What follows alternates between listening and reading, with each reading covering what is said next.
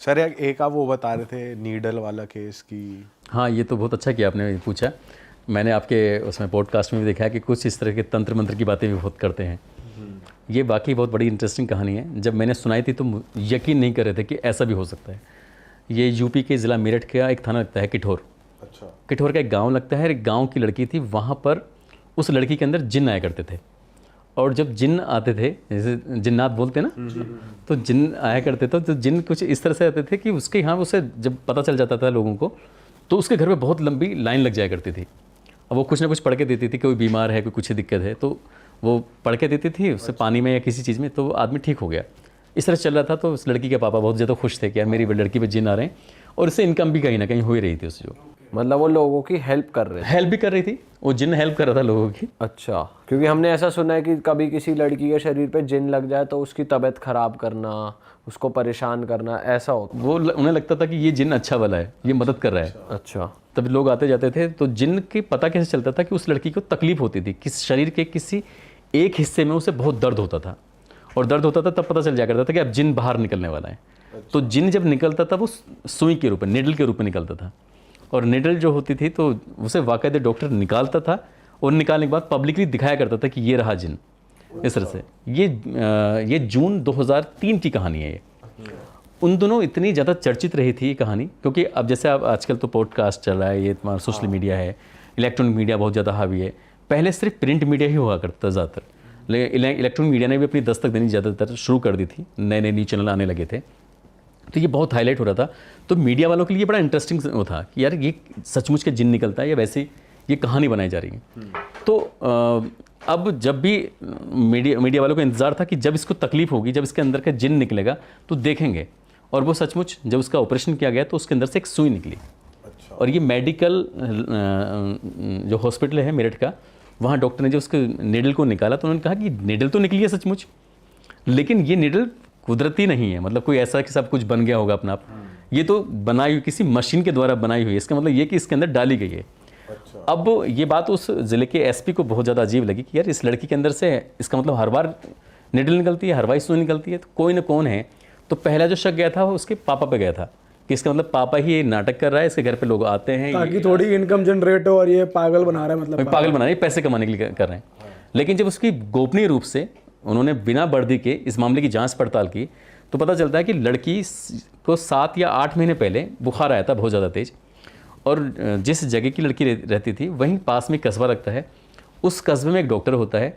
Doctor ने उस लड़की का इलाज जब करना शुरू किया तो उसको देखने के लिए, जैसे कई बार होता है ना कि पर्दे के पीछे मरीज़ को देखते हैं, लिटा के देखा तो उसने मरीज़ को देखा तो मरीज़ के अलग अलग हिस्सों को उसने छूना शुरू कर दिया। मरीज़ ने की लड़की की उम्र 14 साल थी, वो बहुत खूबसूरत थी। एक तो होता है ज़्यादा, तो वो उसको देख के थोड़ा लट्टू हो गया।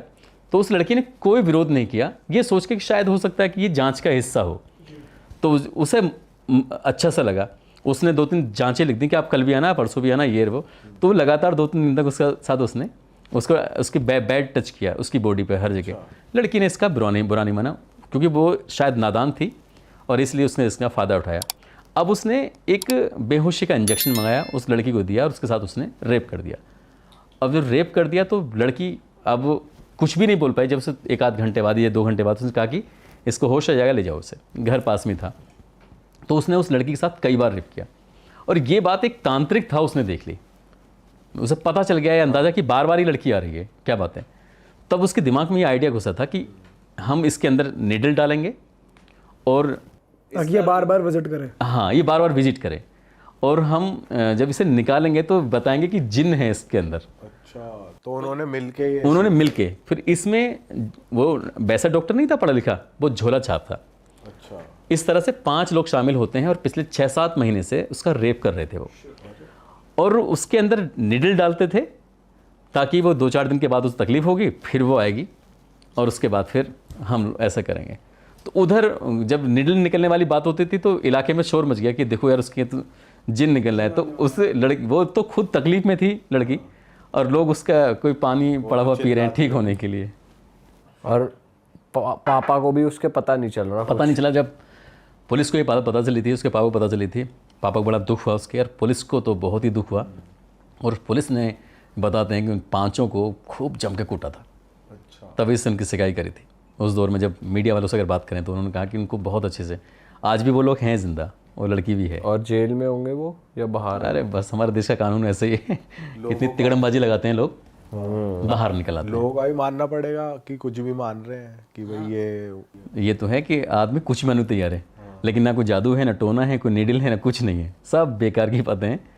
लेकिन जब मान रहे हैं तो भैया आप मान रहे हैं। हद हो गई यार, बताओ। सर मैं वैसे थोड़ा ऑफ टॉपिक जा रहा हूँ, बट मेरे को जानने की क्यूरियोसिटी है कि ये पानी को फूंक कर देना, ये क्या कॉन्सेप्ट होता है? मैंने काफ़ी सुना है कि ये मस्जिदों में वहाँ पर ऐसे दिया जाता है लोगों की प्रॉब्लम सॉल्व करने के लिए, तो क्या होता है ये?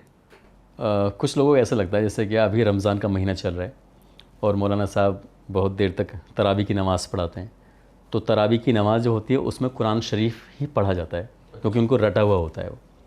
और जब मौलाना साहब लगातार वो उसके बारे में बोल रहे हैं, एक पारा, 1.5 पारा, 2 पारा इस तरह से पढ़ते हैं, तो वहाँ जो बहुत सारे लोग होते हैं ना, तो मौलाना साहब के पास पहुँचते हैं और जाकर कहते हैं कि मौलाना साहब ये प्लीज़ इसमें फूंक मार दीजिए। तो वो ऐसे फूंक मार देते हैं उसके अंदर, तो उससे लगता है कि उनको कि फ़ायदा देगा ये पानी।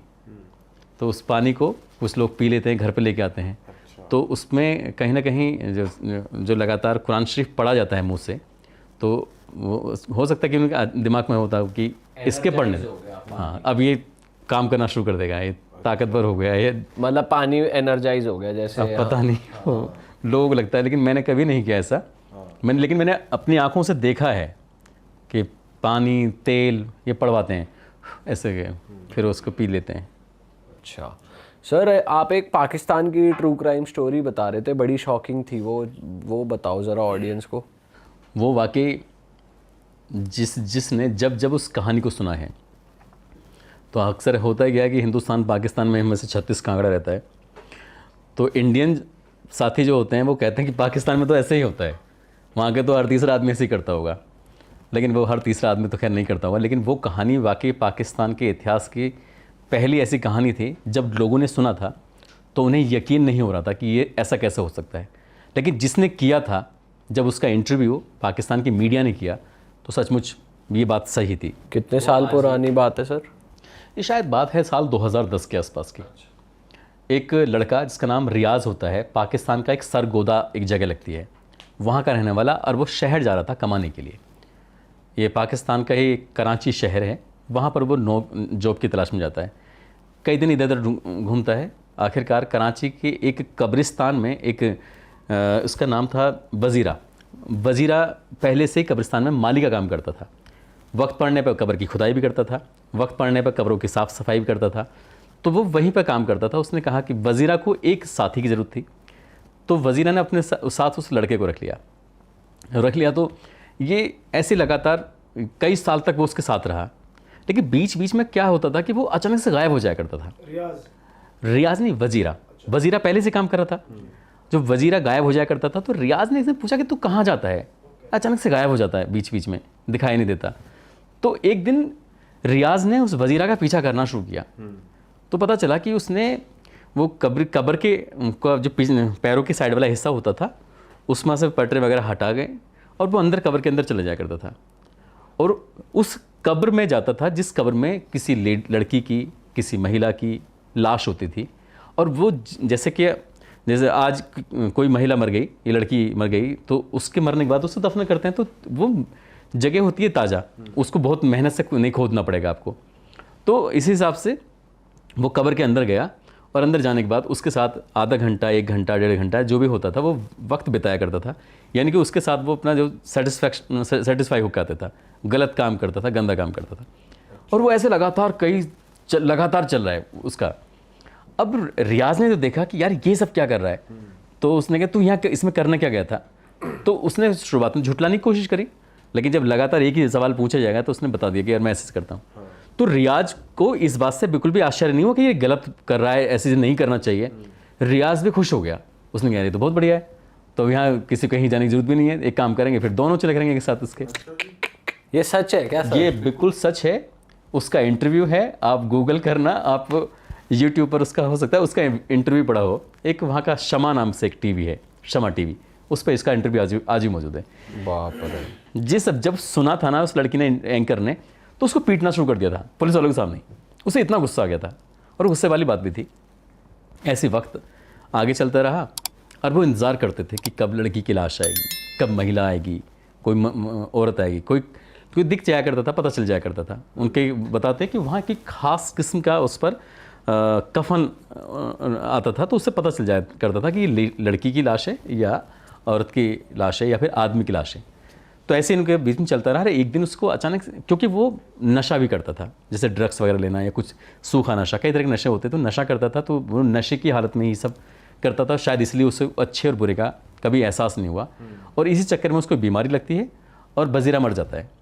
अच्छा।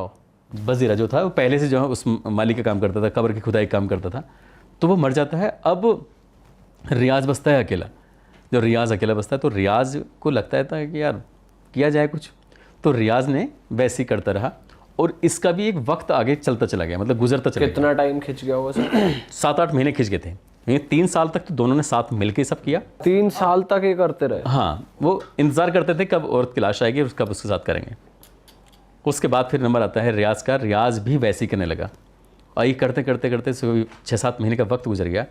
एक दिन एक लड़की की लाश जब आई, इस बीच में ये भी पता चला था कि जो कब्रें होती हैं, जैसे किसी को बिल्कुल कंप्लीट तरीके से दफनाया जाता है, मिट लगी होती है, लेकिन जब भी कभी घर वाले अपनी परिवार के किसी सदस्य कब्र को आकर देखते थे तो कब्र का हाल कुछ अजीब होता था, और वो शिकायत करते थे कि ये सब क्या है। तो ऐसा भी होता है कि बीजू नाम का एक जानवर होता है, वो कब्र में खुदाई कर देता है, वो अंदर जाके उसे खाता है बॉडी को।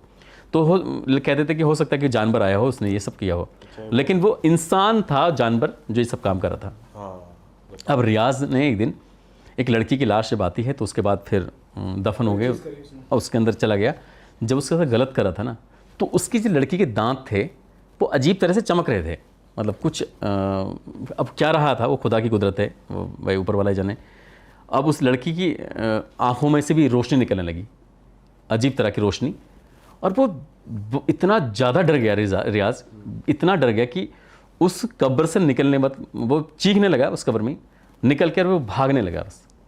मतलब वो बहुत ज़्यादा भयंकर तरीके से डर जाता है और वो भाग रहा है। अभी तक इस बात का, इस राज का किसी को नहीं पता था कि पिछले 3 साल से 4 साल से यहाँ पर ये सब चल रहा है। और वहाँ पे ये भी तो कहते हैं कि कोई तो देखभाल करता भी है कि भाई यही तो देखभाल कर रहे थे, यही तो उसकी जो भी उनकी यही थी कि वो कब्रिस्तान की साफ सफाई, कब्रिस्तान में जो नई कब्र खोदना होता है या किसी कब्र से मिट्टी दाएं बाएं हो जाए तो उसको लगा के ठीक कर दो, तो वो ही रक्षक थे, वो ही भक्षक बने हुए थे। तो जब वो वहाँ से निकल के भागता है तो पब्लिक ने उसको रोका, भाई तुम क्यों भाग रहे हो, क्या है। तो वो इतना डरा हुआ था कि जब उसे हॉस्पिटलाइज किया गया, उसे होश आया 1-2 दिन के बाद, उसके इलाज के बाद, तब उसने कहा कि मुझसे बहुत बड़ी गलती हो गई है। मैं और बजीरा, यानी कि रियाज और बजीरा, ये सब काम करते थे, गंदा काम। खुद ही कन्फेस कर दिया उसने, खुद ही उसने एक्सेप्ट कर लिया कि हाँ मैंने सब किया है। अगर वो एक्सेप्ट नहीं करता तो शायद ही कभी राज खुलता भी नहीं, बात कभी बाहर आती नहीं, करने तो वाले उसने कहा कि हाँ 50 तो उसने खुद ने एक्सेप्ट कर लिया था कि लगभग 50 लेडीज़ के साथ उसने ऐसा सब किया है, डेड बॉडीज़ के साथ, डेड बॉडीज़ के साथ। अब वहाँ कोई विरोध करने वाली बात नहीं, कोई क्या करेगा भाई, कोई लड़की होती है उसके साथ कोई गलत करता है तो चीखती चिल्लाती है, वो लाश थी उसके साथ। अब इस पर तो काफ़ी बवाल मचा था पाकिस्तान में, इस बात को लेकर बहुत चर्चा हो रहा है। नीचता की हद है। नीच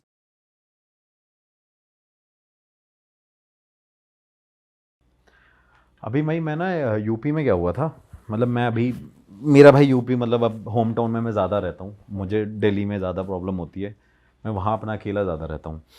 तो भाई मेरे पास एक मेल आता है, मेल में एक बंदे का मेरे पास मैसेज आता है लखनऊ से कि सागर भाई मेरे घर में बहुत बड़ी समस्याएं हैं, और ऐसे ऐसे करके उसने पूरा हिंदी में लिखा हुआ होता है। मैं भाई पढ़ता हूँ, मैं सोचता हूँ कोई होगा बंदा, गांव का होगा, उसने मेरे को मेल किया होता है। मैं पढ़ता हूँ, फिर अपनी टीम को बोलता हूँ एक बार इससे कांटेक्ट कर लेना, क्या प्रॉब्लम है। वो बंदा भाई मुझे बोलता है कि भाई मैं आपका एक्सपेंस दूंगा, आप मेरी कहानी सुनने मेरे घर आओ। अच्छा। हाँ, मैं उसके पास फ़ोन करता हूँ, बात करता हूँ कि सर ऐसी ऐसी बात है, मैं तो आ नहीं पाऊँगा, मैं टीम को भेज देता हूँ, आप उनको स्टोरी बता दो, आपकी जो प्रॉब्लम होगी वो सॉल्व करा देंगे, अगर मेरे बस की होगी यहाँ से कराना तो। क्योंकि भाई मोस्टली जो पूजा पाठ भी मैं कराता हूँ ना, लोगों को घर में नहीं करा सकते हम, क्योंकि पूजा घर में किसी की पॉसिबल ही नहीं है। जो लोग बोलते हैं ना हम अपने घर में पूजा करा लेते हैं, क्योंकि आपका मन अशांत ही नहीं होता, आपके माइंड में 100 चीज़ें चलती हैं। मैंने अपनी खुद की पूजा जो कराई थी भाई, एक अभी रिसेंटली नवरात्रे में से पीछे वाले में, मैं पंडित जी के पास 5-10 मिनट बैठता था, क्योंकि मैं नहीं चाहता मेरे पास कोई दूसरा थॉट भी आए।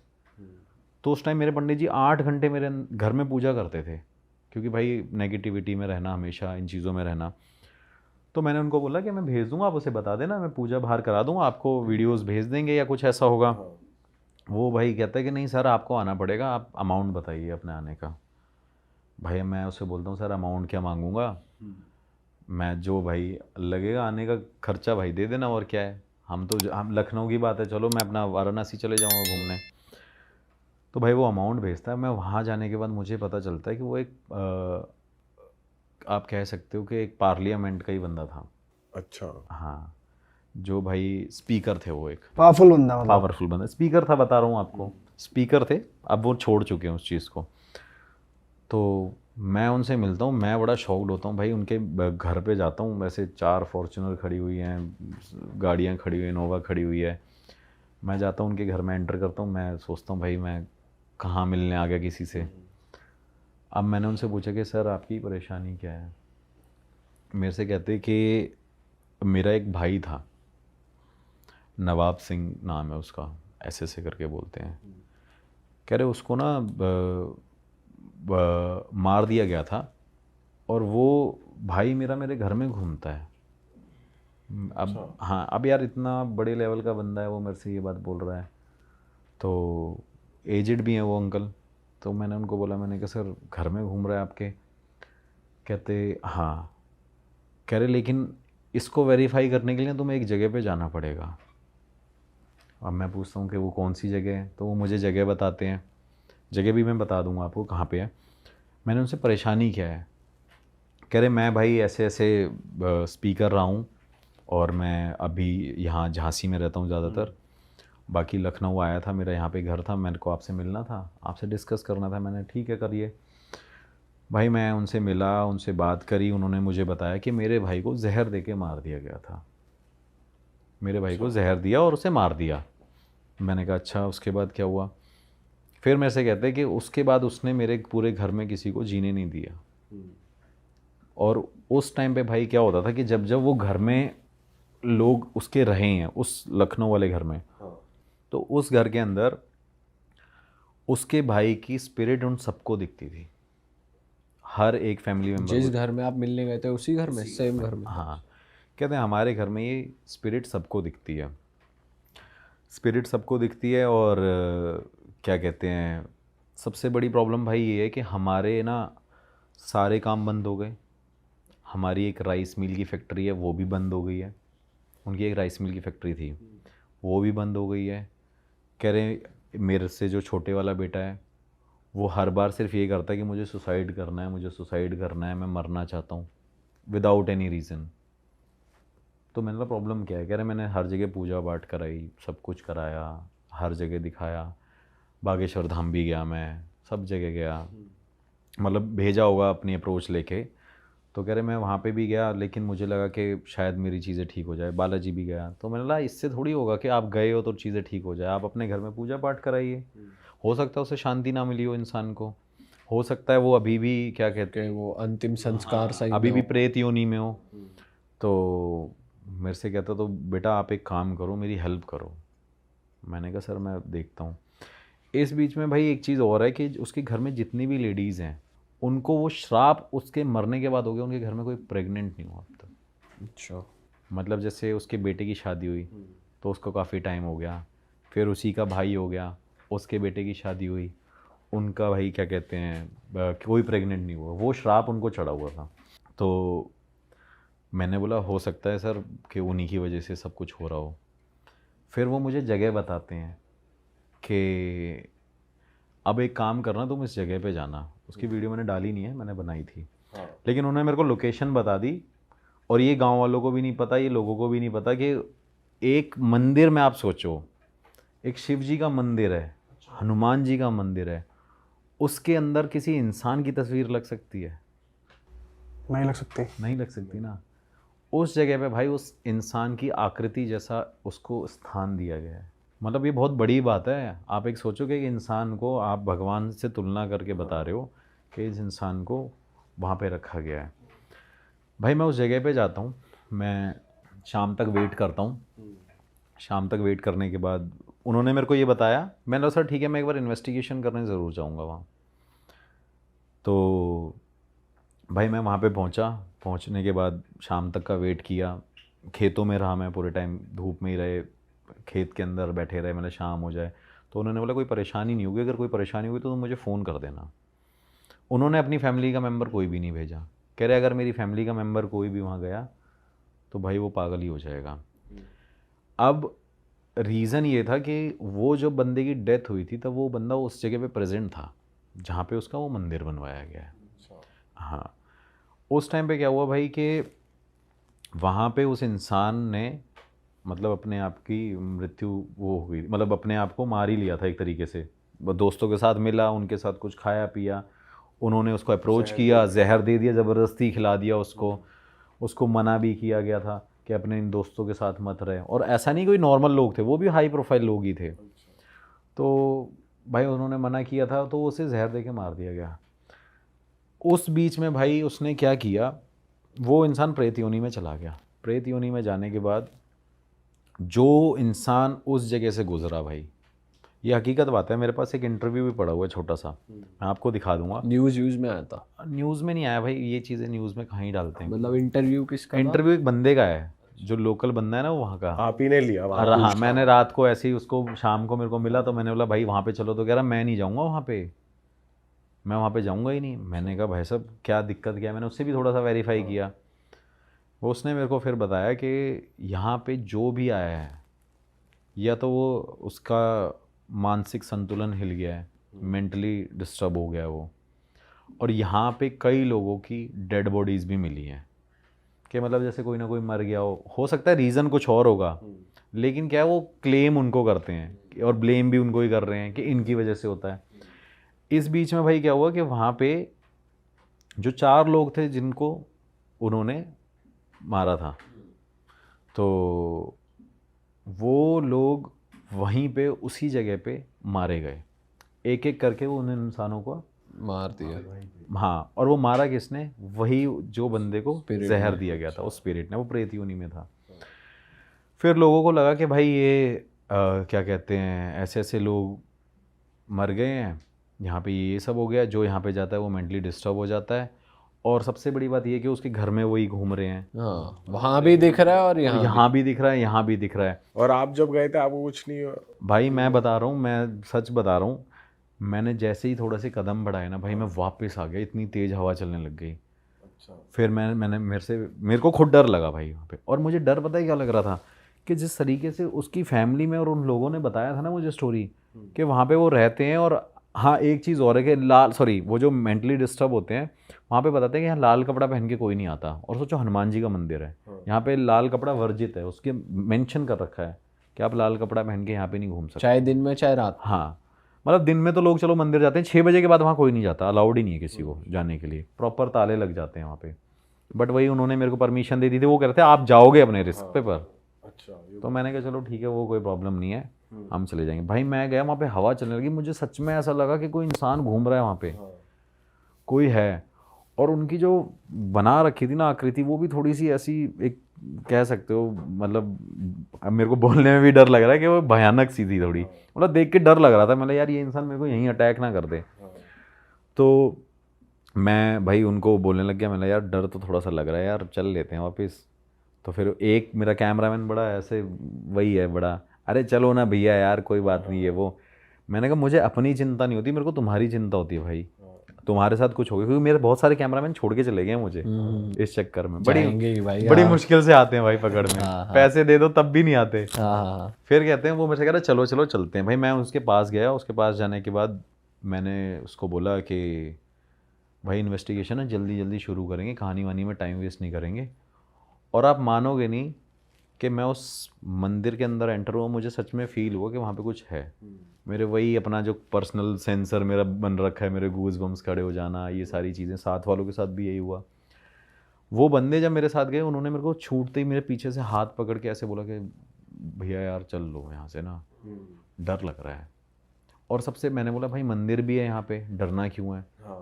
ऐसा भी कुछ नहीं है, एक बार चल के देख लेते हैं। भाई आप मानोगे नहीं कि मैंने वहाँ से उस मंदिर के वहाँ से निकल के इन्वेस्टिगेशन भी थोड़ी सी दूर करी, मतलब मंदिर के पास नहीं करी, और जो स्टोरी टेलिंग भी करी ना वो भी थोड़ी दूर करी। लेकिन वहाँ पे जब मैंने वो सवाल पूछे ना भाई कि यहाँ पे ऐसा ऐसा ऐसा सब कुछ है, तो भाई वहीं पे हर एक सवालों के मेरे को जवाब मिले। दूर खड़े होके भी जवाब आ रहे थे? हाँ हाँ हाँ भाई, दूर खड़े हुए मेरे को बोला कि भाई अब भाई डेथ तो वहीं हुई थी उनकी, पूरा एरिया ही वहीं है उनका, तो मुझे वो आंसर मिल रहे थे। लेकिन एक डर जो मुझे बार बार लग रहा था ना, मुझे लग रहा था कोई अटैक ना कर दे, और ये मैं गलत हूँ कि ऐसा नहीं होगा, लेकिन वो जो डर है ना एक वो अंदर बैठ गया, क्योंकि उन्होंने भी ये बोला और गाँव के वाले बंदे ने भी मेरे को ये बोल दिया कि भाई अटैक ना कर दे। मैंने कहा चलो ठीक है भाई, यहाँ पे एक काम करते हैं, रुक जाते हैं।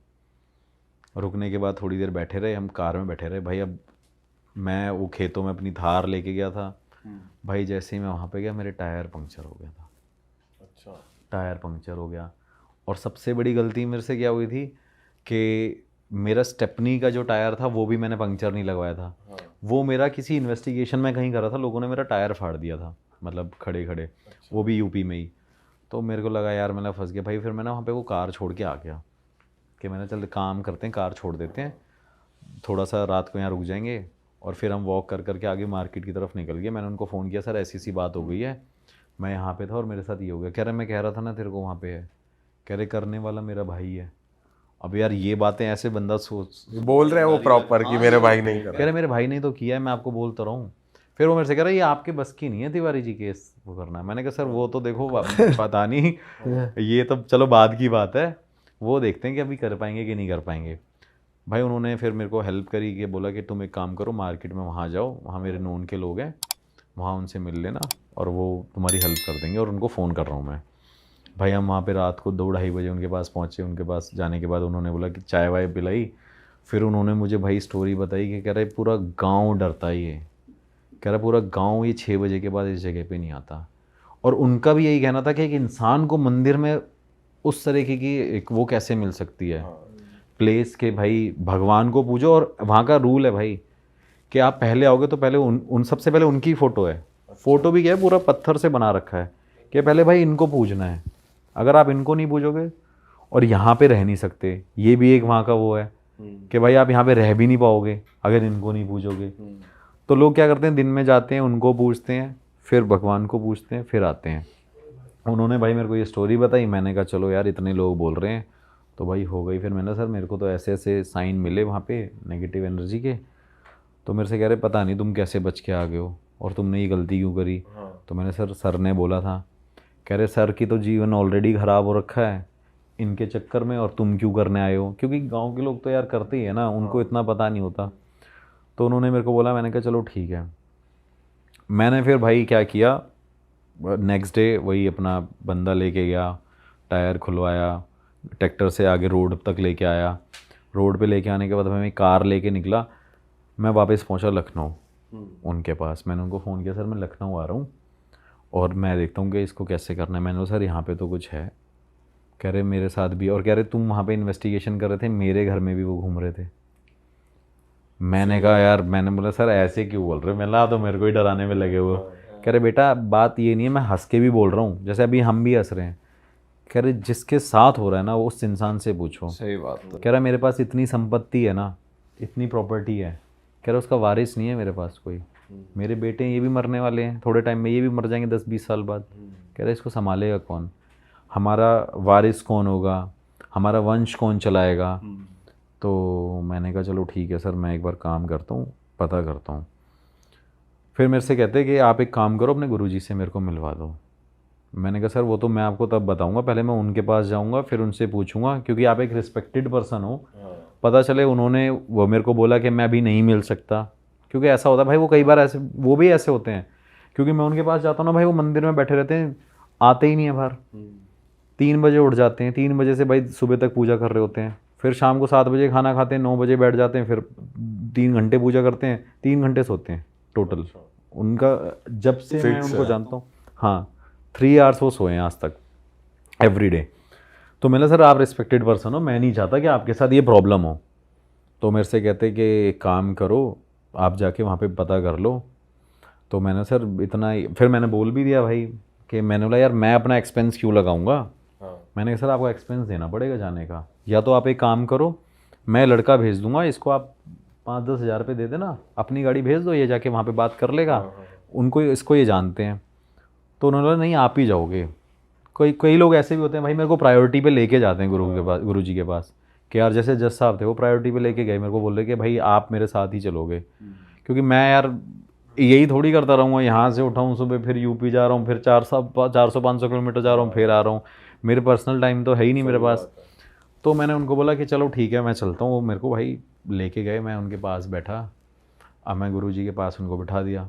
अब गुरुजी तब तक आधे एक घंटे तक वो बैठे हुए थे, लोगों से बात कर रहे थे। जैसे भाई वो वहाँ पे बैठे, उन्होंने छूटते ही उस इंसान का हाथ पकड़ा, जो स्पीकर था, सर का हाथ पकड़ा। सर का हाथ पकड़ते एकदम बोले, हाँ भाई ये आत्मा लेके क्यों घूम रहा है अपने साथ में, अपने भाई की। तो मैंने ऐसे देखा, मैंने पता नहीं क्या, ऐसे मूडी हैं वो, मूड के ऊपर है। अगर उनका मन आ गया तो वो बहुत बात बता देंगे, नहीं आएगा तो बहुत दो शब्दों की बात करेंगे। तो मैंने कहा गुरुजी ऐसी ऐसी बात है, इनके साथ ऐसा ऐसा हो गया। तो छूटते ही बोले कि मरवाने वाला भी तो इसी का बेटा है। अरे अच्छा। मैं भाई बड़ा शॉक्ड हो गया। वो कह रहे, अब आप ये बात सोचो कि कितनी बड़ी बात है, वो अपने बेटे के लिए ये चीज़ को कैसे डाइजेस्ट कर ले कि वो कह रही मरवाने वाला भी तो इसका बेटा है। वो कहता नहीं गुरुजी ऐसा नहीं है। कह रहा वो जो 4 लोग तेरे पिताजी के दोस्त थे ना, उसके साथ मिलके इस तेरे बेटे ने ये कॉन्स्पिरेसी रची थी कि भाई इनको हटाओ, फिर ये प्रॉपर्टी पे टेक ओवर मैं करूँगा, मैं वारिस हूँगा, मैं ये हूँगा, मैं वो हूँगा। ये सारी भाई उनकी गेम थी। गुरुजी ने पहले इतनी सी बात बोली, वो कह रहा नहीं गुरुजी ऐसा कुछ नहीं है, आप गलत कह रहे हो। गुरुजी ने बोला आंखें बंद करो। भाई उसने आंखें बंद कर ली, 5-10 मिनट तक आंख बंद करके गुरुजी ने उसका हाथ पकड़ा हुआ था। गुरुजी ने छूटते ही उनको बोला कि अगस्त की बात है। अब भाई उस बंदे ने हाँ भर दी। वो कहता हाँ अगस्त में हुआ था, 2014 में हुआ था। अब भाई वो कह रहा हाँ भाई 2014 में हुआ था। मैं सामने बैठा हुआ था, मेरा बंदा साथ में मेरा टीम का बंदा था। अब हम क्या करते हैं भाई, जब किसी की बातें सुनते हैं ना, जब मैं गुरुजी की ऐसी बातें सुनता हूँ तो मैं उनको यूँ बोलता हूँ, मैं देख ले भाई आज तो बता दिया भाई, ये कर दिया इन्होंने। उस बंदे को वो चीज़ डाइजेस्ट नहीं हो रही थी, लेकिन उस बंदे ने उस चीज़ पे एग्री किया। तो कह रहा तेरा बेटा कहाँ था जब तेरे वो ख़त्म हुए थे। वो कहते बाहर था कि नहीं था। वो कहते हाँ बाहर था।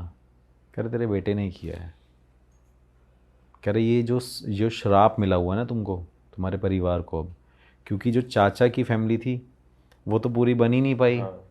तेरे 2-3 बेटे हैं और तेरी जो बेटी है वही चल रही थी। कह रहे उसमें उसने ही किया था ये सब कुछ, और सिर्फ भाई रीज़न क्या है, प्रॉपर्टी।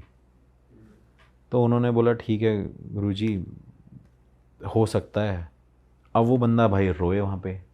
अब वो भी मुझे बड़ा वो लगे यार कि इंसान ऐसे रो रहा है। वगैरह रोने की ज़रूरत नहीं है, इसमें तेरा कोई वो नहीं है, तेरा कर्म नहीं है, तेरे बेटे का कर्म है। फिर उसके बाद उन्होंने मेरे को वो चीज़ बताई नहीं थी। उन्होंने बोला कि सबसे बड़ी तेरी बहू वही है ना। वो कहते हाँ वो प्रेग्नेंट नहीं हो रही ना। अब भाई उस बंदे को इतना बिलीव हो गया, क्योंकि जब मैं पूरे टाइम उसके पास गया था लखनऊ से वापस गुरुजी के पास आया, इन बिटवीन मैंने गुरुजी से कोई बात नहीं करी, क्योंकि गुरुजी के पास फ़ोन का कोई ऑप्शन ही नहीं है जिससे मैं उनसे कांटेक्ट कर सकूं। एक ही ज़रिया है भाई। मैं कई बार लोगों को भी बोलता हूँ जो मेरे को बोलते हैं ना कि भाई आप गुरुजी से बात करा दो, वो ज़रिया ही यही है भाई। 500-600 किलोमीटर जाओ, फिर बात करो, फिर उसके बाद देखो वो 2 दिन है कि नहीं है, फिर लोकल साइड पे एक होटल ढूंढो 50 किलोमीटर दूर। उन्होंने बोला कि क्या कहते हैं ये चीज़ें है कि नहीं है। मैंने कहा सर देखो जो है ना आपके सामने है, आपको भरोसा करना हो तो मत करना, वो आपकी मर्ज़ी है। लेकिन मैं तो भाई इनको भगवान जैसा रूप समझता हूँ। ये जब तक मेरे पास हैं तब तक मैं प्रोटेक्टेड हूँ हर चीज़ से। लेकिन जिस दिन ये नहीं होंगे तो मेरे लिए तो ये भगवान का ही रूप है, तो मैं इनको पूजता ही हूँ। फिर उन्होंने उनको सारी चीज़ें बताई कि तुम्हारे घर में वो तुम्हारी बहू प्रेग्नेंट नहीं हो रही, फिर तुम्हारे घर में ये हो रहा है। वो कह रहा है वो तो घर में भी घूम रहा है, वो वहाँ भी घूम रहा है जहाँ ये होके आया है। ऐसे बोल दिया उन्होंने, जहाँ ये होके आया है। तो मैंने कहा हाँ मैं वो कह तो क्यों गाड़ी बंद हो गई थी तेरी। बहुत धीरे बोलते हैं, गाड़ी बंद हो गई थी तुम्हारी। वो भी पता चल गया। गाड़ी बंद थी वहाँ पे, रात भर परेशान हुए। मैंने कहा जी हाँ। तो कहते वही करवा रहा था, प्रेत योनि में है वो, उसको शांति दो, शांति देने के लिए ये चीज़ें करो। भाई जब तक हम वहाँ पे बैठे हुए थे तब तक उस घर में क्या हुआ, उस घर में जहाँ लखनऊ वाले घर में उनके साथ क्या हुआ कि जब तक वो शांति वांति की बातें हो रही होंगी, ये सारी चीज़ें हो रही होंगी, उस घर में भाई उनकी बेटी थी जो आ रखी थी, वो भाई छत से गिर गई। और वो छत से गिर गई, वो छत से गिरने के बाद वहाँ से उनका फ़ोन आया कि ऐसी ऐसी ऐसी बात है। तो उन्होंने बोला क्या हुआ, कैसी क्या चीज़ हो गई है, जो भी वो उसने पूछा, कह रहे बेटी छत से गिर गई है। तो गुरुजी ने बोला कि ये तुम्हारे कर्मों का फल है जो तुम्हें मिल रहा है, इसे तुम दूर कर लो। भाई मैंने कहा चलो ठीक है, मैंने कहा सर ऐसी सी बात है, आपको मानना नहीं मानना है वो आपकी मर्ज़ी है। गुरुजी ने फिर उनको भाई 10 उपाय बताए, ये करना, ये करना, ये पूजा करना, फिर ये करना, अपने पितरों को शांत करना और माफ़ी मांगो, और माफ़ कर दें तो बड़ी बात है। मैं तुम्हें सिर्फ तरीका बता सकता हूँ, वरना कोई ऑप्शन नहीं है। फिर सर मेरे से कह रहे अब आप मेरे साथ दोबारा लखनऊ चलो। मैंने कहा सर मेरे को एक महीना हो गया मेरे को, 1 महीने यूपी रह गया। मेरे भाई दोस्त यार सब फ़ोन करते, पर्सनल लाइफ तो है ही नहीं भाई मेरी। तो मेरे से कहते वापस दोबारा चलो। मैंने कहा सर मैं अब कहाँ जाऊँगा, मैं तब दिल्ली निकलता हूँ यहीं से, ये है वो है। मेरे से कह रहे पैसे लो ना आप, आपको पैसे चाहिए। मैंने कहा सर मेरे को घर जाने दो, मैं घर का खाना खाना चाहता हूँ। कह रहे नहीं यहीं रहना। भाई वहाँ पे फिर मैंने इन्वेस्टिगेशन करी ना उनके घर में, घर की वीडियो नहीं बनाई थी मैंने उनकी, क्योंकि फिर तो वो रिवील हो जाएगा सब कुछ। भाई मैंने वहाँ इन्वेस्टिगेशन करी ना, तो वहाँ भी मुझे साइन मिले। क्या पता चला, क्या बात कि भाई मैंने पूछा कि यहाँ पे कोई है नहीं है, ये सारी चीज़ें, तो वहाँ पे भी भाई वो एनर्जी के साइन थे। लेकिन ये रिवील नहीं हुआ कि कौन है क्या है, ये नहीं बताया कि भाई हो। हाँ, कि 1-1.5 घंटे बाद ही भाई बस वो 3-4 सवाल मिले, यहाँ पे हो, मुझे देख सकते हो, सुन सकते हो। उसके घर वाले भी सामने खड़े हुए थे, उनके सामने सब कुछ हुआ, डिवाइस भी उनके सामने था, सारी चीज़ें उनके सामने थी, उन्होंने ये सब कुछ देखा। और जो उसकी बेटी भाई जो गिर गई थी ना, उसको वो हॉस्पिटल तो लेके गए। उसके हॉस्पिटल ले जाने के बाद उसको क्या कहते हैं वहाँ पे सर में मतलब वो काफ़ी ज़्यादा चोट लग गई। फिर वो मेरे को बोल रहे कि देखो अब मेरी बेटी परेशान है, ये है वो है, ऐसे वैसे। फिर भाई उनने मेरे को सिर्फ यही रिक्वेस्ट किया कि भाई आप मेरी पूजा कराओ, अच्छा, शांति वाली। शांति वाली। फिर भाई उनकी जो पूजा कराई भाई, कम से कम उसमें 20-22 दिन टोटल लगे। पहले उन सबका उतारा करवाया, उनकी पूरी फैमिली को। फिर उतारा करवाने के बाद पूजा कराई। फिर पूजा कराने के बाद भाई सबको रक्षा कवच पहनवाया। फिर उनके घर को खिलवाया। ये सारी चीज़ करवाने के बाद अब मैंने बोला कि देखो सर, नेगेटिविटी धीरे धीरे जो थोड़ी बहुत होगी वो रह जाएगी, एकदम तो नहीं हो जाएगा, लेकिन ऐसा है कि ठीक हो जाएगा, टाइम ज़रूर लगेगा, आपका पैसा आपका बहुत लगा है। फिर उन्होंने क्या किया कि उसको करवाने के बाद मैंने उनसे भाई थोड़े टाइम बाद फ़ोन करके पूछा कि सर क्या चल रहा है, कैसे क्या है। कह रहे सागर अभी तक ऐसी कोई प्रॉब्लम नहीं आ रही है, एक प्रॉब्लम सिर्फ ये आ रही है कि वहाँ जो लोग हैं, वहाँ पे गांव में जो लोग हैं जिनको वो स्थान दे रखा है, वो कह रहे हैं वो यहाँ पे भटक रहा है। और कह रहा है कि हमारे साथ अब नेगेटिविटी हमें फील नहीं हो रही है, मैं बहुत रिलैक्स्ड हूँ, हम बहुत सही नींद से सोते हैं, अब हमें प्रॉपर नींद आती है, कुछ ऐसा नहीं होता। फिर मेरे से कहते हैं अब मेरी जो बहू हैं वो प्रेग्नेंट हो जाएंगी कि नहीं हो जाएंगी। मैंने कहा सर ये मैं थोड़ी बोल सकता हूँ, देखो प्रेगनेंसी और ये सब चीज़ें मेरे हाथ में थोड़ी है। जो लोग बोलते हैं कि हाँ भाई आप प्रेग्नेंट हो जाओगे, नहीं हो जाओगे, क्या पता आपके ग्रह नक्षत्र खराब होंगे। सही बात। तो मैंने कहा सर नेगेटिविटी हटाने का वो है, और अगर हाँ किसी की वजह से आपकी कुछ वो हो रही होगी, अगर हो सकता है तो वो आपको रिजल्ट पता ही चल जाएगा थोड़े टाइम बाद जाके। तो भाई वो उनकी बहुत बड़ी प्रॉब्लम थी। अब कई चीज़ें ऐसी होती हैं भाई, हम कैमरे पे बोलते हैं लेकिन वो बहुत छोटी लगती हैं या बनावटी लगती हैं, लेकिन वही है जिसके साथ हो रहा है भाई वो उस चीज़ को। सही बात है, उसे ही पता होती है। देख ली भाई, तुमने हमारी मेहनत सफल कर दिया, तुम ही लोग हो असली रियल हिट। और अगर आपको बहुत मजा आ रहा है ऐसी क्लिप्स में, ऐसी वीडियोस में, तो फटाफट जाइए प्लेलिस्ट पे बिंज वॉच कीजिए और सारी वीडियोस देख डालो और मौज काटो। That is it. हम मिलेंगे नए पॉडकास्ट में, नए क्लिप में। Till then bye bye, see you, take care, do subscribe.